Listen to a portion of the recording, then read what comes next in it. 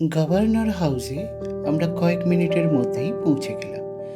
যেহেতু আমাদের রেসিডেন্স থেকে গভর্নর হাউস মাত্র 1 কিমি দূরত্বে অবস্থিত, আমাদের রেসিডেন্স এলাকাটি বিভিন্ন উচ্চপদস্থ সরকারি কর্মচারীর বাসভবন ও সরকারি অফিস দ্বারা পরিবেষ্টিত।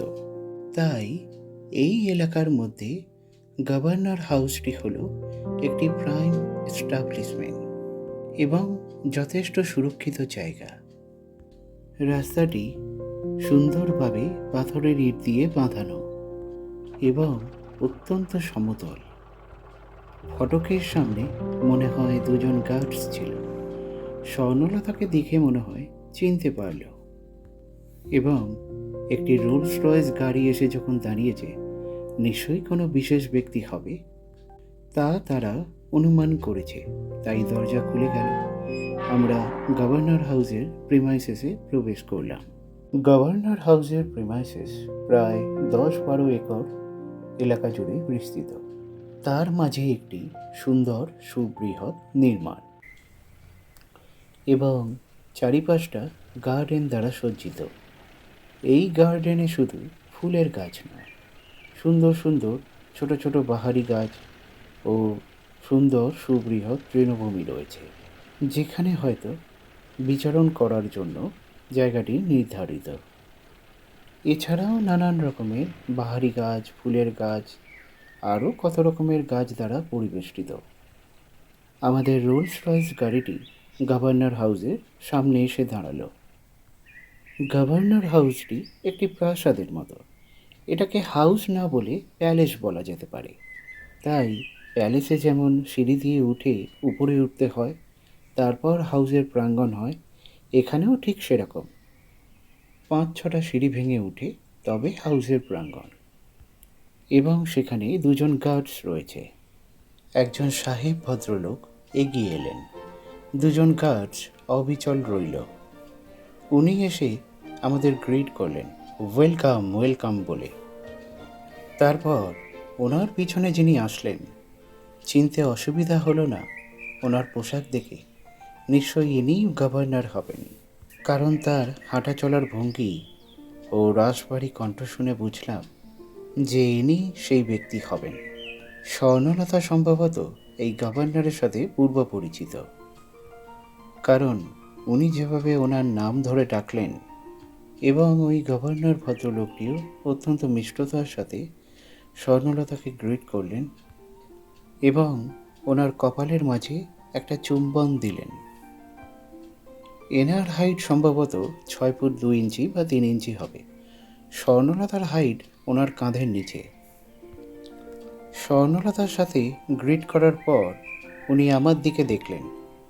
উনি জানতে চাইলেন, who is this gentleman with you? Swarnalata জানালেন ওর নাম হলো নীলকমল রায়, যে ইন্ডিয়া থেকে আমার সাথে এসেছে। এখন থেকে ব্যবসার দেখাশোনা ওই করবে। ও আমার বন্ধুও হয়। এ কথা শুনে গভর্নর ভদ্রলোক আমার দিকে হ্যান্ডশেকের জন্য হাত বাড়ালেন। আমিও অত্যন্ত মার্জিতভাবে ওনার সাথে হ্যান্ডশেক করলাম এবং কিছুটা সম্মানিত বোধ করলাম। উনি তারপর আমাদের উভয়কেই ভিতরে আসার জন্য আমন্ত্রণ জানালেন। আমরা ওনার সাথে ভিতরে প্রবেশ করলাম। দেখলাম গভর্নর হাউসের বৈঠকখানা বিশালকায়। বিরাট বড় বড় জানালা ও জানালায় মখমলের কার্টন লাগানো। জানালা দিয়ে বাইরে সুন্দর গার্ডেনটা দেখা যায়। আর এখন বিকেলের শেষ আলো জানালা দিয়ে এই বৈঠকখানায় এসে পড়েছে। বৈঠকখানার বসার জায়গায় দুটো মুখোমুখি ডিভান ও দুপাশে দুটো কিং সাইজ চেয়ার। চেয়ারে বসার জায়গাটিতে সুন্দরভাবে কার্পেট পাতা আছে। বাকি যে ফ্লোরটা সেটা মার্বেল দিয়ে বাঁধানো। হাউস সার্ভেন্টকে গভর্নরের অ্যাসিস্ট্যান্ট ইশারা করলেন সম্ভবত কিছু আনার জন্য। অ্যাসিস্ট্যান্টের ইশারা পেয়ে সার্ভেন্ট ভিতরে চলে গেল। সম্ভবত ওদিকে কিচেন হবে। কিছুক্ষণ পর একটি ট্রেতে করে কয়েকটি পেয়ালা ও সুন্দর পোর্সেলেনের কেটেল ওই ট্রেতে করে নিয়ে এসে টেবিলের সামনে রাখল। এই সার্ভেন্ট অত্যন্ত ডেকোরেটেড। তারপর অত্যন্ত যত্ন সহকারে পেয়ালায় চা সার্ভ করলো ও সবার হাতেই এগিয়ে দিল। এই সময় গভর্নর স্বর্ণলতাকে জিজ্ঞেস করলেন, my dear, would you like to have a glass of champagne after tea? Swarnalata ওনার কথা শুনে মাথা নাড়লেন। উনি আর চোখে সার্ভেন্টের দিকে তাকালেন। সার্ভেন্ট যেন বুঝল উনি কি চাইছেন, তাই কিচেনের দিকে চলে গেল। এদিকে গভর্নর আমাকেও জিজ্ঞেস করলেন আমি ড্রিঙ্ক করব কি না। আমি মানা করলাম। তখন উনি স্বর্ণলতার সাথে কথায় ব্যস্ত হয়ে পড়লেন। এর মধ্যে সার্ভেন্ট একটি ট্রেতে করে শ্যাম্পেনের বোতল সঙ্গে কিছু রূপোর গ্লাস নিয়ে হাজির হলো। অবশ্য আমি মদ্যপান করলাম না, যা আমি ওনাকে জানিয়ে দিয়েছিলাম। তাই ওরা দুজনে চা পান করার পর শ্যাম্পেনে চুমুক দিল। তখন গভর্নর আমার দিকে একবার মিষ্টি মুখে চাইলেন, তারপর আমাকে প্রস্তাব দিলেন, if you would like to wander around the house you can do that. You can find out the French history in archive room. It's situated at the west side of the house. গভর্নরের থেকে এরূপ প্রস্তাব পেয়ে আমি অত্যন্ত আনন্দমুখর হলাম, কারণ এক্ষেত্রে ফ্রেঞ্চদের অরিজিনাল হিস্ট্রি দেখার একটা সুযোগ পাওয়া যাবে তাদের আর্কাইভ রুমে গিয়ে। এবং আরেকটি কারণ যেটা বুঝলাম, গভর্নর সম্ভবত স্বর্ণলতার সাথে একান্তে কিছু কথা বলতে চান, তাই হয়তো আমাকে এরূপ প্রস্তাব দিলেন। তাই অতি সহজেই আমি এই প্রস্তাব গ্রহণ করলাম এবং স্বর্ণলতার দিকে একবার তাকালে উনি অত্যন্ত আশ্বাসের ভঙ্গিতে চোখ মেলে আমাকে বোঝাতে চাইলেন, তুমি নিশ্চিন্তে যাও, দেখে আসো। তারপর আমি ওই অ্যাসিস্ট্যান্ট সেক্রেটারিয়েট ভদ্রলোকটির সাথে গেলাম। উনি আমাকে নিয়ে গেলেন ওই আর্কাইভ রুমে, যেটি গ্রাউন্ড ফ্লোরের পশ্চিম দিকে অবস্থিত, যা ওই গভর্নর সাহেব বলেছিলেন। এখানে দেখলাম কাঁচের শোকেসে খুব যত্ন করে রাখা আছে পুরনো মধ্যযুগীয় অস্ত্রশস্ত্র, বর্ম ও কিছু পুঁথি, যা ফরাসি ভাষায় লেখা, এবং একটি কাঠের জাহাজ। এটা সম্ভবত 1500 বা 1600 শতকের জাহাজ, পালতোলা জাহাজ, তার একটা মডেল। আরও অনেক কিছু। সেগুলো দেখতে দেখতে প্রায় বেশ কিছুক্ষণ কেটে গেল। দেখলাম ওই অ্যাসিস্ট্যান্ট সেক্রেটারিয়েট ভদ্রলোকটি খুবই নিশ্চুপভাবে দাঁড়িয়ে আছেন এবং ধৈর্য নিয়ে দাঁড়িয়ে আছেন। উনি কিন্তু বিরক্ত হচ্ছেন না আমি এগুলো দেখছি বলে, এবং ওনার মুখের ভাব থেকে বুঝলাম যেন উনি অপেক্ষা করছে আমি কিছু ওনাকে জিজ্ঞেস করব। এবং আমি জিজ্ঞেসও করলাম, এই কাঠের জাহাজটি কী এবং কোন সময়ের? উনি বললেন, এটা 1500 শতকের জাহাজ। এটি সে যুগের জাহাজের একটি মডেল, যা এই আর্কাইভ রুমে রাখার জন্য ফ্রান্স থেকে আনা হয়েছিল। এর আরও একটি অংশ ফ্রান্সের মিউজিয়ামে রাখা আছে। এর আরও অনেক কপি ভার্সন হয়তো বাজারে কিনতে পাওয়া যায়, কিন্তু এই দুটোই আসল মডেল, যেটা দেখে অনুকরণ করে অনেক শিল্পী এর অনুরূপ মডেল তৈরি করে বাজারে বিক্রির জন্য, কিন্তু সেগুলো আসল নয়। আমি এই কাষ্ঠ নির্মিত ছোট জাহাজটি ভালো করে দেখতে লাগলাম। এর বিশেষত্বটা কি?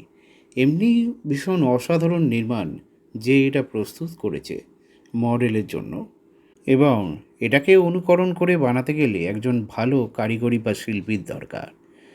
তবে এই পাল তোলা নৌকার পাল কিন্তু কোনো কাপড় দিয়ে বা অন্য কোনো বস্ত্র জাতীয় জিনিস দিয়ে তৈরি নয়। এটা এক ধরনের অন্য কোনো মেটেরিয়াল হতে পারে বা চামড়া জাতীয় জিনিস হতে পারে, যা দেখে বুঝলাম। আমার ওনাকে এটা জিজ্ঞেস করার ইচ্ছে ছিল, কিন্তু ওনার দিকে তাকাতে আমার বাইরের দিকেও চোখ পড়ল। তখন বাইরের আলো ম্লান হয়ে এসেছে। ভাবলাম এবারে ফেরা দরকার। হয়তো গভর্নর সাহেবের ব্যক্তিগত কথা বলা হয়ে গেছে স্বর্ণলতার সাথে।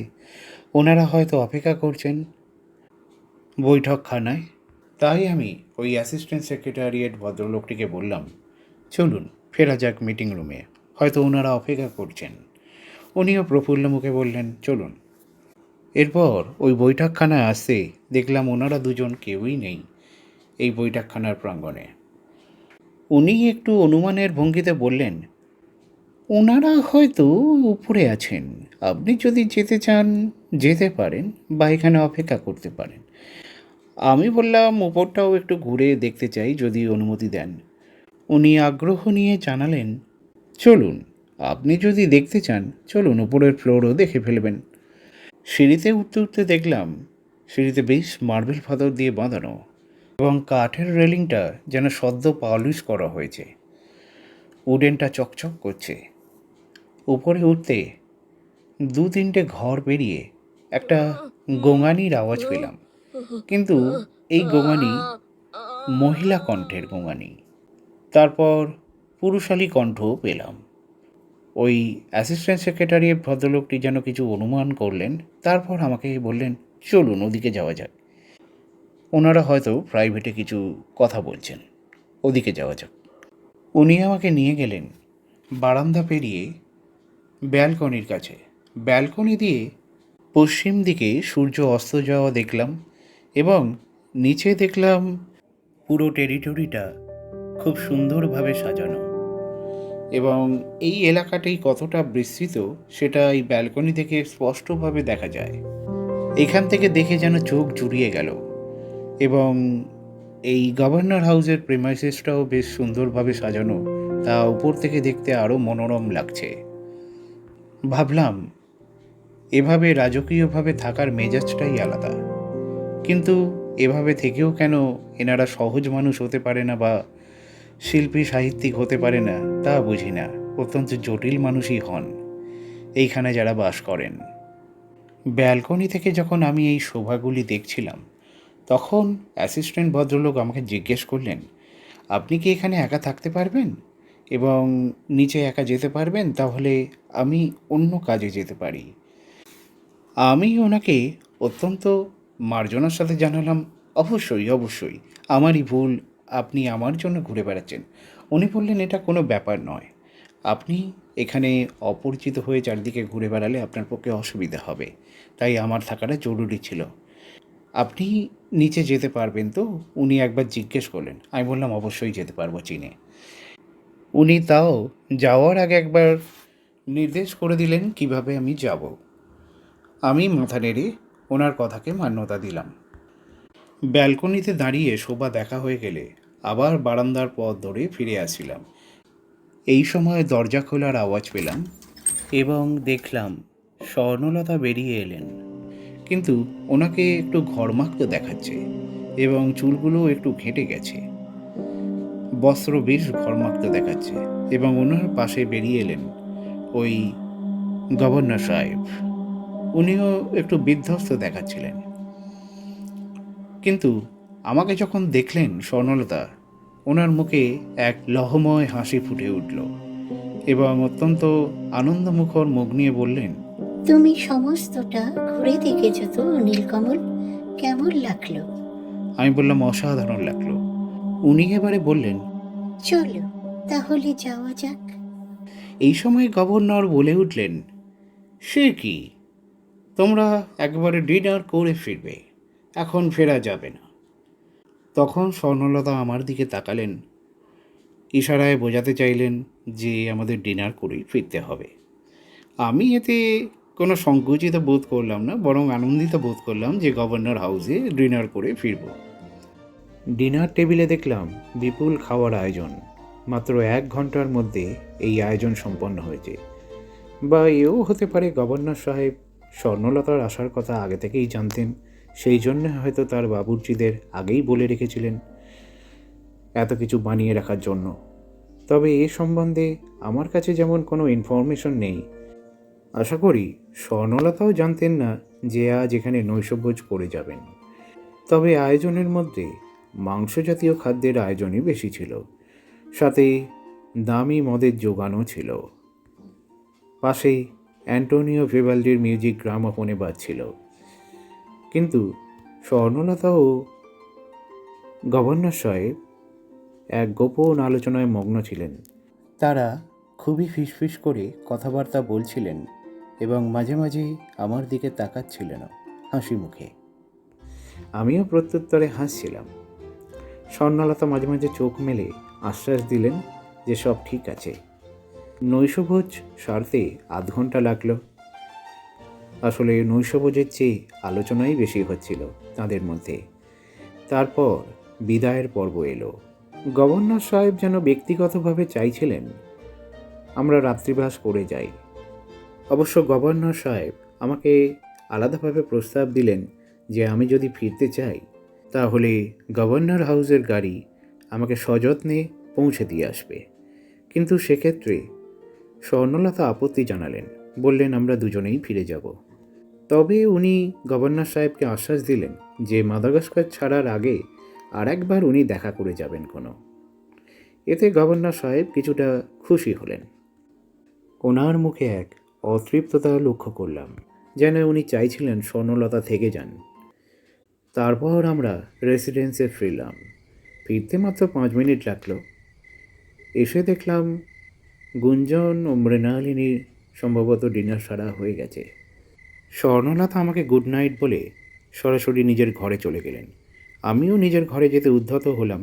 তখন এমিলির সঙ্গে দেখা হলো। এমিলির কাছে আমি জানতে চাইলাম যে আমার ভাইজি গুঞ্জন কোথায়।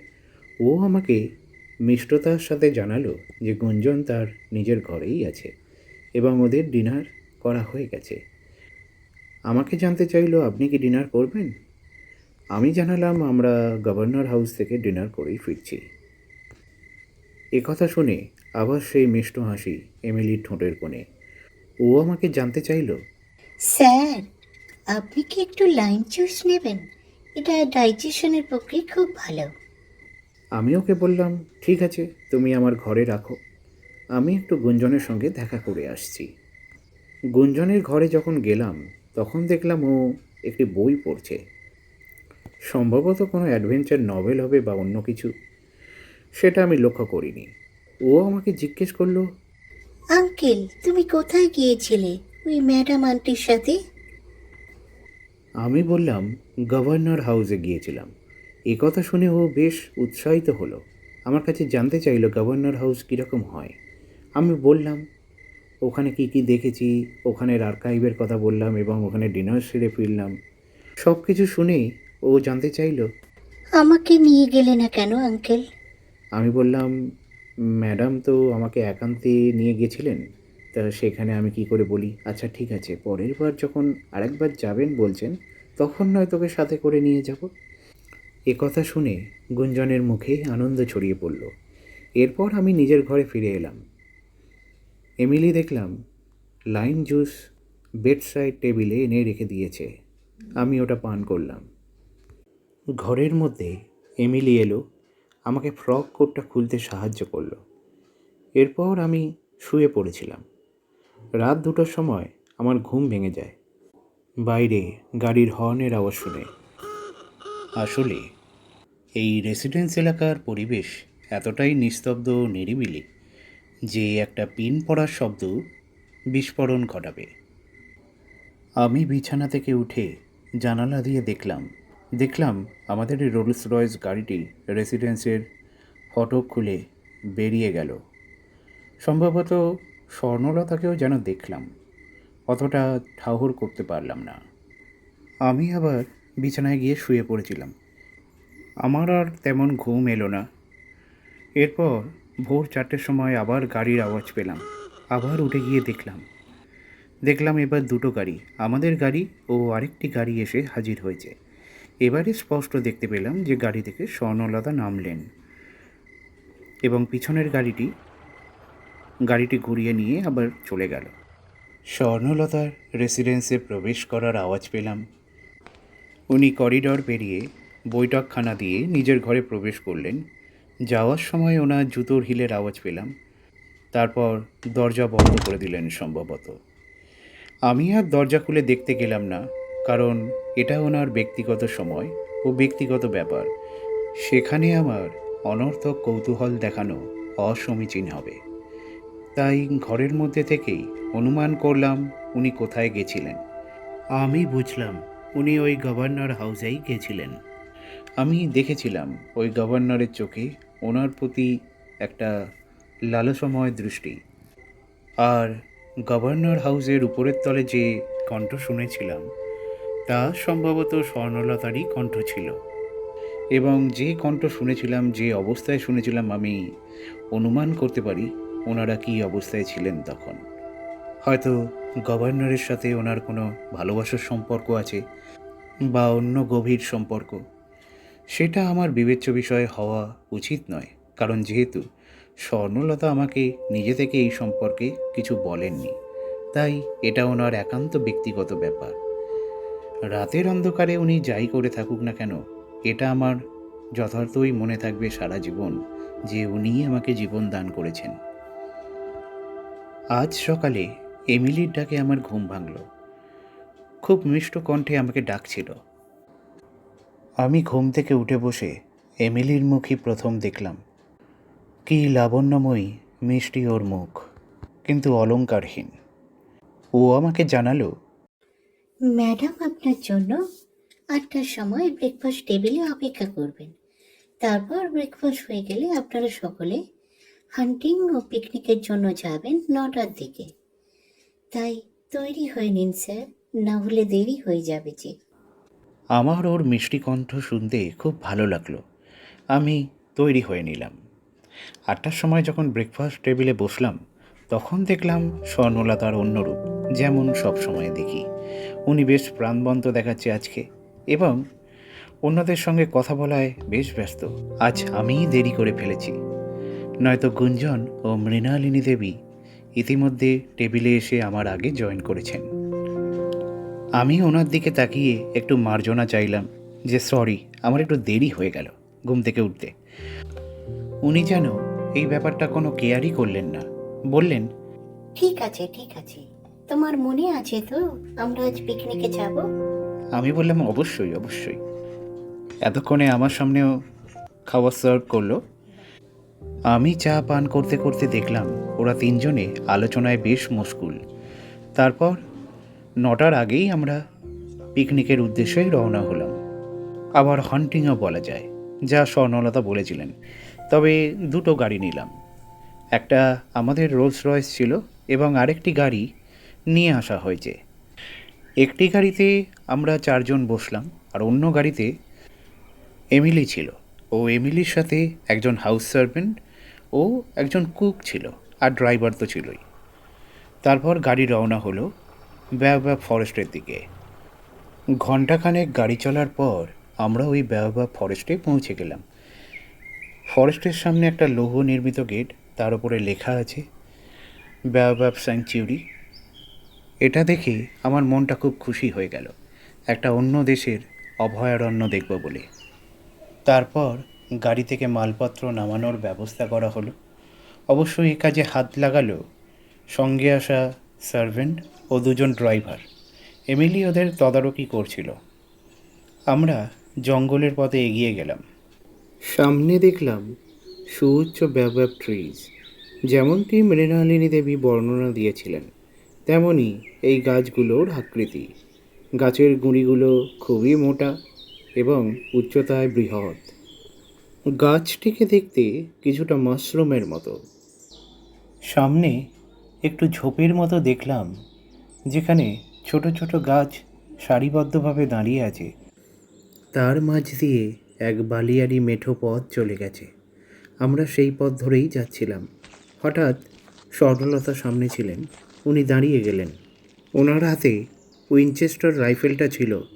উনি ওই রাইফেলটা সামনের দিকে তাক করলেন। ভালো করে লক্ষ্য করলাম, সামনের একটি ঝোপের গাছের ডালে একটি বড় আকারের সাপ জড়িয়ে রয়েছে। উনি সম্ভবত ওই সাপটিকেই টার্গেট করেছেন। আমরা সবাই সতর্ক হয়ে দাঁড়িয়ে গেলাম। উনিও হাত দেখালেন চুপ থাকতে। ব্যাস কিছু মুহূর্তের মধ্যেই উনি গান ফায়ার। ওনার নির্ভুল লক্ষ্যবস্তুকে আঘাত হানতে সমর্থ হলো। পিছনে দেখলাম এমিলি দৌড়ে আসছিল গান ফায়ারের আওয়াজ শুনে। এরপর আমরা সকলেই সামনে গিয়ে নিরীক্ষণ করলাম। মৃত সাপটিকে দেখে গুঞ্জনের গা গুলিয়ে ওঠার মতন অবস্থা হলো। গুঞ্জনের অবস্থা দেখে মৃণালিনী দেবী ওকে জঙ্গল থেকে ফিরতি পথে নিয়ে গেল, যেখানে আমাদের তাঁবু খাটানো হয়েছে। এদিকে ওই এমিলিকে দেখলাম সামনের ঝোপ থেকে একটি গাছের ডাল ভেঙে সাপটিকে নাড়িয়ে দেখছিল। তারপর ওই ডালটিকে ফেলে দিয়ে অনায়াসেই ওই সাপটিকে নিজের হাত দিয়ে ধরে তুলে দূরে ছুঁড়ে ফেলে দিল।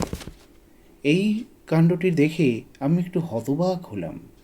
এমিলি তো সফিস্টিকেটেড কাজের জন্য ওকে রাখা হয়েছে, এইভাবে নির্ভীকভাবে একটি সাপকে যেভাবে ও ধরল এবং বিনা দ্বিধায় ওটিকে ছুঁড়ে ফেলে দিল, দেখে মনে হলো ও এইসব কাজে যেন ভীষণভাবে পারদর্শী। ও জঙ্গল সম্বন্ধেও খুব ভীষণভাবে অবগত, যেভাবে ও চারিদিকে চোখ রাখল খুবই সতর্কভাবে। তারপর আমাদের বলল, স্যার, ম্যাডাম, আমার মনে হয় আগে না যাওয়াই ভালো। আপনারা ফিরে চলুন তাঁবুতে। স্বর্ণলতাও যেন ওর কথাটি বুঝল এবং আমি একটু হতবাক হলাম সফিস্টিকেটেড এমিলিকে দেখে। ওর ধরন ধারণ চাহনি কোনোভাবেই একটি সাধারণ মিস্ট্রেস, কাউন্টেস বা পার্সোনাল অ্যাসিস্ট্যান্টের মতন নয়, বরং এই জঙ্গল সম্বন্ধে ও খুব ভালো জানে বা এই ধরনের কাজে খুব ভালোভাবে ও ট্রেন্ড। সেটা পরে অনুসন্ধান করতে হবে। যাই হোক, আমরা ওর কথা শুনে আমরাও ফিরলাম তাঁবুর দিকে। তাঁবুতে ফিরে দেখলাম হ্যাঙ্গিং পদ্ধতিতে রান্না করা হচ্ছে, মানে নিচে কাঠ জড়ো করে আগুন জ্বালা হয়েছে, তার উপরে কফির কেটেল ঝুলছে, সম্ভবত ওতে কফির জল গরম হচ্ছে। এদিকে দেখলাম ইতিমধ্যে মাংস গ্রিল করা হয়েছে। তাঁবুর সামনে দুটো ফোল্ডিং টেবিল পাতা হয়েছে। আমরা ওখানে গিয়ে চেয়ারে বসলাম। বসতেই সার্ভেন্ট আমাদেরকে কফি সার্ভ করলো, সাথে প্লেটে করে কিছু গ্রিল চিকেনও সার্ভ করলো। এই মাংস জাতীয় খাদ্যদ্রব্য আমাদের সাথেই এনেছিলাম, সাথে মদ্যপানের ব্যবস্থাও ছিল, ওর সঙ্গে কফি ও অন্যান্য খাদ্য সামগ্রীও আনা হয়েছে গাড়িতে করে। এইভাবেই বাকি সময়টা কাটলো। মৃণালিনী ও গুঞ্জন অবশ্য বায়না ধরল আবার একটু জঙ্গলে যাওয়ার জন্য। অবশ্য এমিলি ওদেরকে নিয়ে গেল সাথে করে। আমি আর স্বর্ণলতা এই তাঁবুর কাছেই বসে থাকলাম বাকি সময়টা। তারপর দুপুরের দিকে খাওয়া দাওয়া হলো। ঘড়িতে যখন 4টে বাজলো, তখন মালপত্র গুছিয়ে আমরা রেসিডেন্সের দিকে রওনা হলাম। সারাদিন পিকনিকে ও হান্টিংয়ে সময়টা বেশ ভালোই কাটলো এবং এমিলিকে নতুনভাবে অনুসন্ধান করলাম, তবে এখনও পুরোপুরি নয়, জানতে হবে ওর ব্যাপারটা। রেসিডেন্সে যখন আমরা পৌঁছালাম তখন ঘড়িতে 5:15 বাজে। পশ্চিম কোণে সূর্য অস্ত যেতে এখনও মিনিট 45 বাকি, তাও দিনের আলো অনেকটাই ম্লান হয়ে এসেছে। রেসিডেন্সে ফিরে বেশ ক্লান্ত হয়ে পড়েছিলাম সারাদিন জঙ্গলে কাটিয়ে, তাই একটু ফ্রেশ হয়ে নিয়ে বিশ্রাম করলাম। তারপর নৈশভোজ হলো রাত 8টার দিকে। মাঝরাতে আবার গাড়ি বেরোনোর আওয়াজ পেলাম। বুঝলাম স্বর্ণলতা হয়তো ওই গভর্নর হাউসে যাচ্ছেন। আজ আর উঠে দেখলাম না। সকাল হলো। এইভাবেই পরবর্তী 2 দিন কেটে গেল। এর মধ্যে 2 দিন সন্ধ্যাবেলাতেই আমরা রেস্তোরাঁয় ডিনার করেছিলাম ও এখানে মার্কেটেও ঘুরে বেরিয়েছিলাম। এই প্রসঙ্গে একটি কথা বলে রাখা খুব দরকার। স্বর্ণলতা মৃণালিনী দেবীকে 1000 ইউরো ধার দিয়েছিলেন এবং উনি জানতে চেয়েছিলেন যে উনি কি দেশে ফিরে যেতে চান না আমাদের সঙ্গে যেতে চান, কারণ আমাদের শিপ এরপরে সাউথ আফ্রিকায় যাবে। এ কথা শুনে উনি বেশ আশাহত হয়েছিলেন এবং জানালেন যে উনি সাউথ আফ্রিকায় যেতে চান, কারণ ওখানে নাকি ওনার ব্যাঙ্ক অ্যাকাউন্টে ইউরো জমা হয়ে আছে, সেটাকে উইথড্র করার দরকার আছে। তাই এখন দেশে ফিরতে চান না, বরং সাউথ আফ্রিকায় গিয়ে উনি ওনার সঞ্চিত ইউরো উইথড্র করতে চান এবং যদি সম্ভব হয় উনি আবার নতুন করে ওনার ব্যবসা শুরু করবেন। এখন উনি আমাদের সাথেই সফর করবেন। এ কথায় স্বর্ণলতা ওনাকে ইতিবাচক ইঙ্গিত দিয়েছিলেন এবং আমরাও সহমত জানিয়েছিলাম যে উনি আমাদের সঙ্গেই থাকুন। এখন আর মৃণালিনী দেবীকে অপরিচিত একজন মনে হয় না, বরং যেন উনি আমাদের সাথে বহুদিন পরিচিত। এবং বলা বাহুল্য, উনি আমার সাথেও অত্যন্ত নম্রভাবে ব্যবহার করেন। এর মধ্যে ম্যাজিস্ট্রেট অফিস থেকে ও বন্দর অফিসের কাস্টম অফিসার এসেছিলেন এই রেসিডেন্সে। স্বর্ণলতাই ওদের ডেকে পাঠিয়েছিলেন। এ কথা বলা দরকার, স্বর্ণলতার এদেশে খুব প্রভাব আছে, যেহেতু উনি গভর্নর সাহেবের সাথে বিশেষভাবে পরিচিত এবং এই কথা অফিসিয়াল লেভেলে সম্ভবত সবাই জানে। তাই গভর্নর যেমন ওনাকে খুবই সমীহ করেন, তেমনি সরকারি উচ্চপদস্থ অফিসাররা তাকে সমীহ করতে বাধ্য। সেই প্রভাব ব্যবহার করে উনি অফিসারদের নির্দেশ দেন মৃণালিনী দেবীর একটি নতুন আইডেন্টিটি বানিয়ে দেওয়ার জন্য, যাতে উনি আমাদের সাথে সাউথ আফ্রিকায় সফর করতে পারেন এবং সাউথ আফ্রিকা ছাড়াও যদি অন্য দেশে সফর করতে যান তাহলে যেন কোনো অসুবিধা না হয়, সেই জন্য আপাতত মাদাগাস্কারের একটি রেসিডেন্সিয়াল সার্টিফিকেট ও পাসপোর্ট বানিয়ে দেওয়ার আর্জি জানান ওনাদের কাছে। এবং ওনারাও আগামী 24 ঘন্টার মধ্যে মৃণালিনী দেবীর জন্য প্রয়োজনীয় কাগজপত্র বানিয়ে দেওয়ার প্রতিশ্রুতি দেন। এ কথায় মৃণালিনী দেবী খুবই নিশ্চিত হন। উনি যেমন আমাদের সাথে সফর করতে পারবেন, তেমনি চাইলে দেশেও ফিরতে পারেন। এই 5 দিনে অনেক কিছুই ঘটল, কিন্তু তার মাঝে স্বর্ণলতাকে একান্তে পাওয়া খুবই মুশকিল। সেই প্রথম 2 দিন একান্তে আমার সাথে উনি কথা বলেছিলেন, কিন্তু তারপর উনি সবসময় বেরিয়ে যান, সকালে ব্রেকফাস্টের আগে বা ব্রেকফাস্টের পরে, তারপর লাঞ্চের পরে ফেরেন বা লাঞ্চের আগে ফেরেন, বা যদি দুপুরে বেরিয়ে যান একবারে ডিনারের পরে ফেরেন, তারপর সেই সকালে দেখা পাওয়া যায়। আজকেও তেমন ব্রেকফাস্টের আগে উনি বেরিয়ে গেছেন।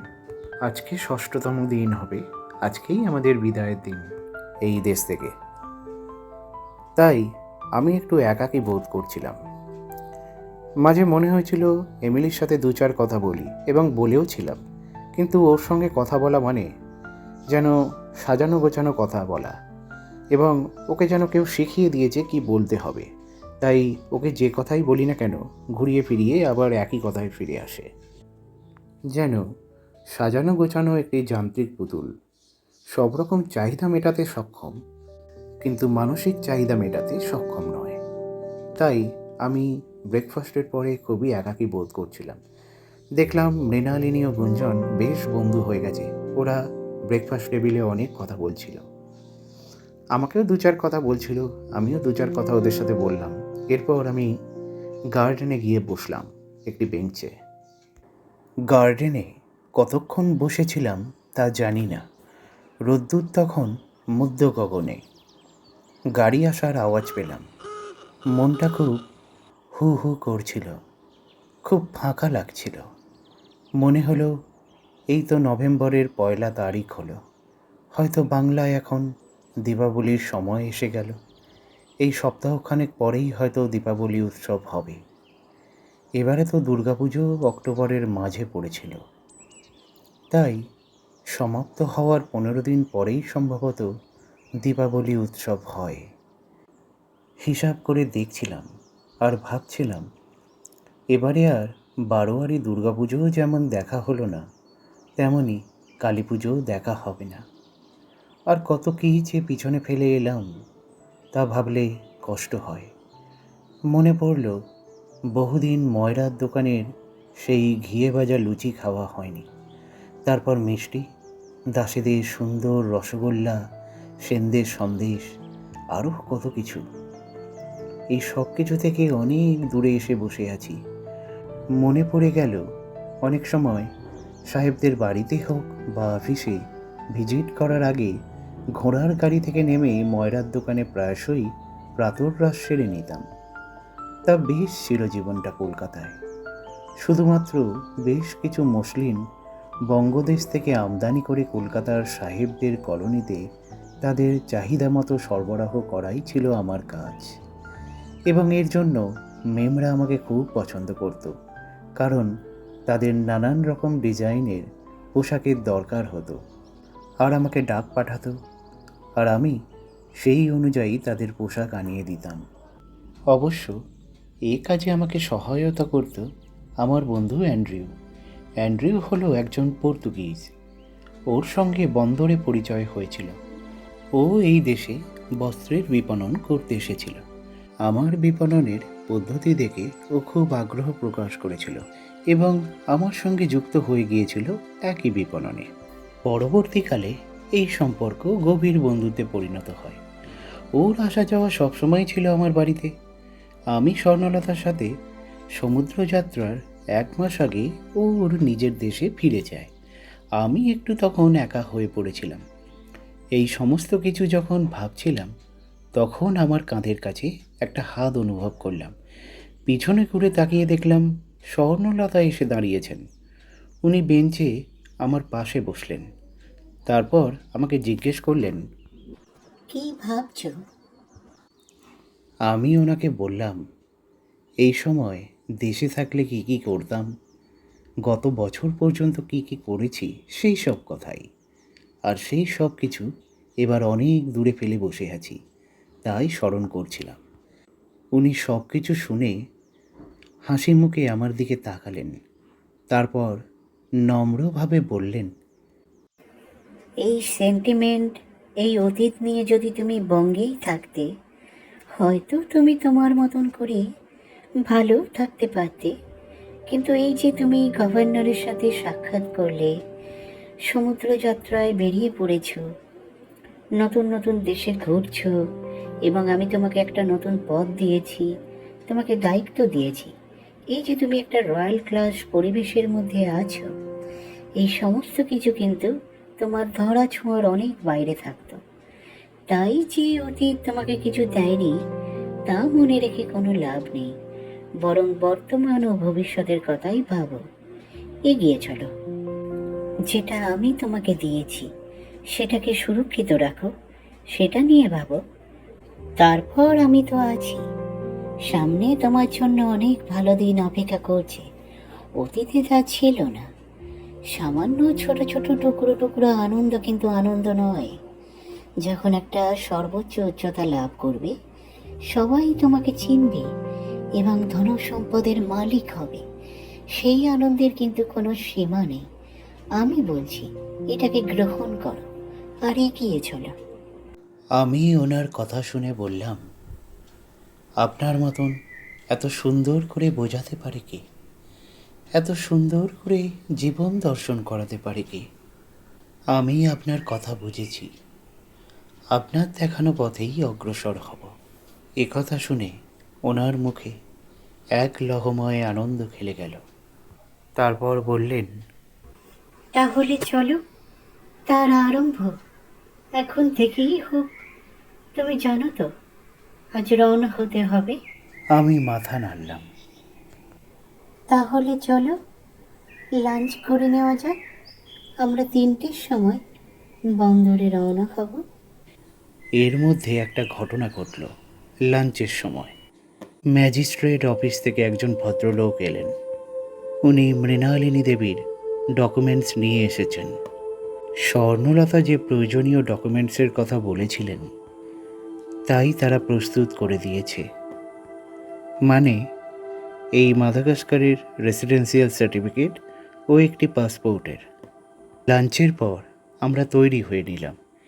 এমিলি আমাকে তৈরি হতে সাহায্য করলো। তারপর বাক্সপত্র গোছানো হয়ে গিয়েছিল, গাড়িতে তোলা হলো।